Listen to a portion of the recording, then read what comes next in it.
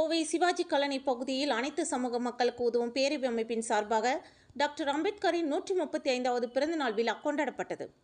அம்பேத்கரின் 135வது பிறந்தநாள் இன்று நாடு முழுவதும் கொண்டாடப்பட்டு வருகின்றது.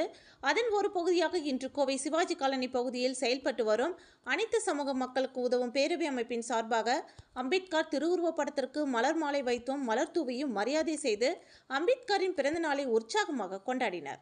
நிகழ்ச்சிக்கு வழக்கறிஞரும் சமூக ஆர்வலருமான புஷ்பானந்தம் தலைமை தாங்கினார். தொடர்ந்து அனைவருக்கும் இனிப்புகள் வழங்கப்பட்டது.